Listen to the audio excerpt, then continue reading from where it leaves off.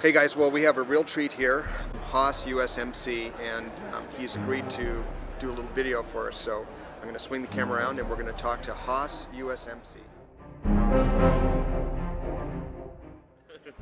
So how are you enjoying SHOT Show? It's an interesting experience to come and be, you know, doing your own thing on your own and saying, oh yeah, well in a way I'm media and doing all this stuff and growing and doing all that on your own, and then being thrown right in, and there's, you know, Chris Knox from Shotgun News is there and wanting to talk to you about something, and you have to somehow, you know, or at least maybe not to him, but to me, I have to prove my relevance to be here, you know, and say, oh yeah, I'm the Hoss USMC. You don't know me? Oh, here's my card. So it's been interesting, you know. I've seen a lot of people around here that people see on television or they've read their articles, and I have never really been in this industry before this. You know, I was in academics before, in philosophy, and so meeting a lot of these people that say, you know, oh, this person's famous, and it's, to me, I'm saying, oh, okay. Right, you're not, yeah. I don't know who you are. Right. Nice to meet you. They put their pants on one leg at a time, just like you do. Right, well, you know, and some people were saying, oh, don't you want to meet this person? And I say, well, I feel like I would be insulting them because I don't know who they are, you know. So, yeah. Hi, here you're famous. So what have you, what kind of things are you getting out of SHOT Show for yourself and also more professionally? Well, a couple things, you know, I'm really getting to see a lot of the cool things that I wanted to see always, and the manufacturers, and you're meeting CEOs and directors of marketing and stuff, getting footage for my channel, and that's really cool. And then I'm picking up stuff that professionally I'm looking at getting into consulting and some other things. So I, you know, in filming things that I would never be interested in, and I don't think my viewers would be interested in, because I want to know more about it. I want to be able to be somewhat of an expert on it, and you know, that's what I've done a lot of cases is taught myself to be an expert. Any chance of you talking a little bit about what you're thinking about consulting, where you're heading with that? Right, I think I'm interested in doing consulting for local shops in the sense that, you know, people like me, people like gun websites, they have, or you know, he has a lot more than me right now. Who is Gun Websites? I understand. Is he here at all? He is here. That booming voice? He's actually invisible because he's part ninja, so we really wouldn't help to show him anyway. All we hear is the voice. Yeah, yeah. So, you know, that way I can offer services to, like, our local gun shop in Eugene. You know, they don't have things like, you know, a Magpul angle forward grip. Something as simple as that. They don't have, you know, Troy, the new US Palm, you know, AK grips. They don't have those. They don't even know about them. So you can kind of bring that to them. If I could bring that to the table and say, hey, look, this is what's new, this is what's hot. I guarantee you if you buy 100, you're going to sell 99 of them right away, you know.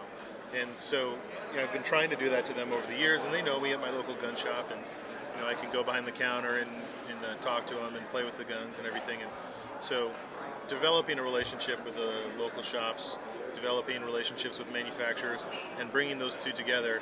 And if you do something you love, you never work a day in your life. So exactly. Everybody knows I'm big into survivalism or preparedness, and I'd love to work on systems for people in my area or around that want something done. And you know, I'm part of the reason that I enjoy doing some of those things is the, like, rainwater collection systems. As you know, I'm a plumber, and so.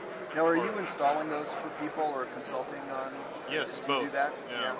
So I just did one right before I came here, and you know, for me it's easy. I get up there. I have experience installing pipes, so you know, I get up there and boom, boom, boom, drilling and tapping and installing and leveling everything out. And I had a whole rainwater system put in 6 hours.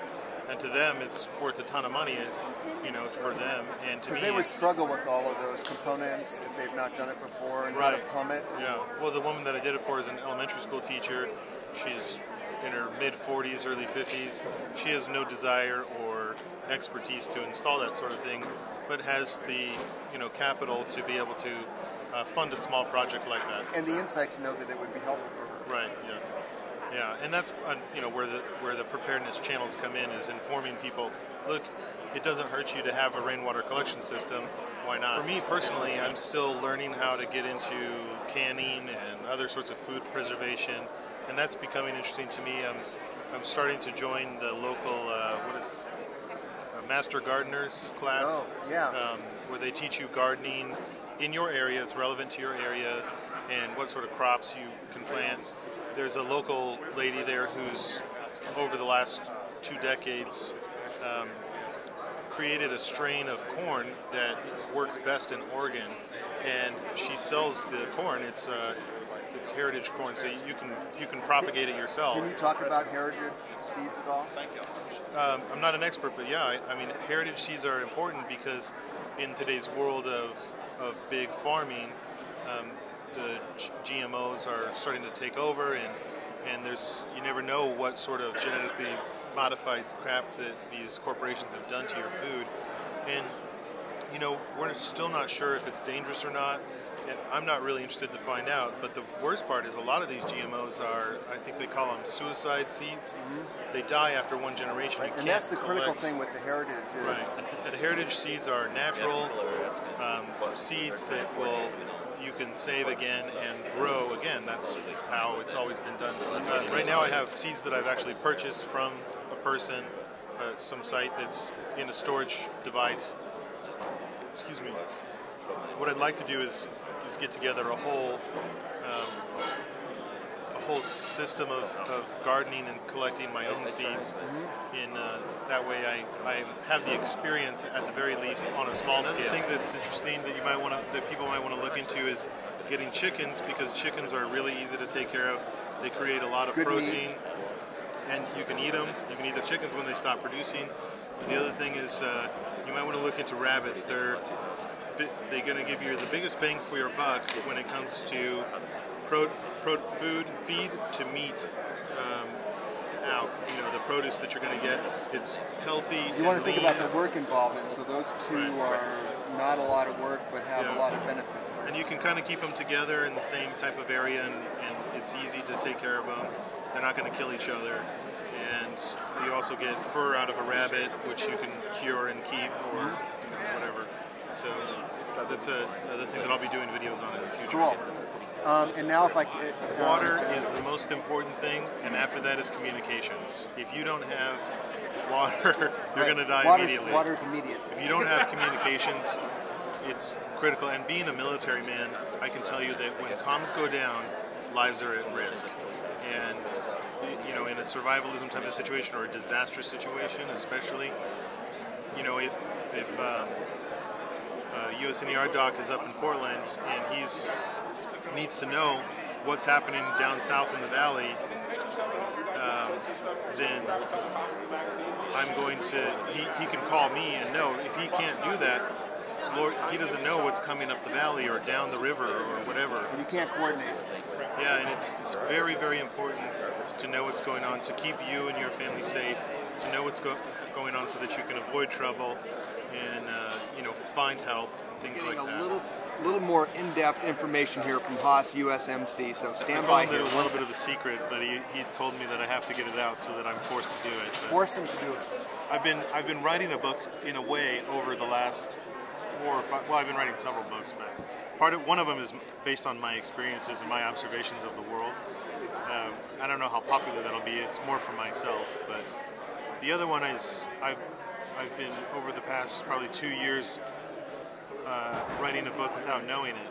And I've been putting together all these ideas for videos for YouTube and all this other things, and I realized that if I could take this information, my opinions, which people are always asking me about, oh, you need to talk more about the American culture and talk more about what you think makes good Americans and all these other things. And I said, that's perfect. I have very strong opinions on that, and I know exactly what I want to say. I should just put it in a book. And we need those strong. You know, I put out a video saying, you know, I think at one of my videos I said, you know, an American to me is someone that's, you know, brash and rugged and gonna say what he thinks, but at the same time gonna be humble and kind to, you know, courteous to people. But so I think that talking about being a man in one sense, and then being an American in another sense is part of the book. And I'm sorry I can't write to you ladies because I don't know. I don't know at all. So, and I don't presume to know. I think that.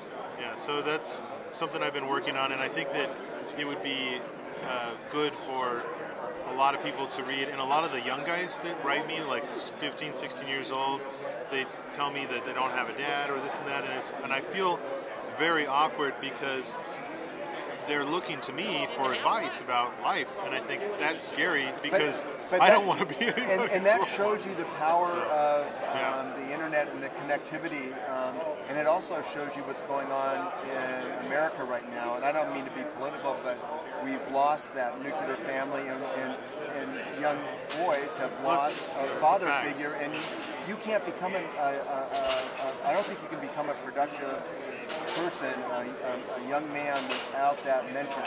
Right. So that's a compliment to you that If I could cut in too, if there's a lack of positive role models, it defaults to the garbage role models that are out there. Right. And it's critical. We have so being mediocre is fine, is what you're saying?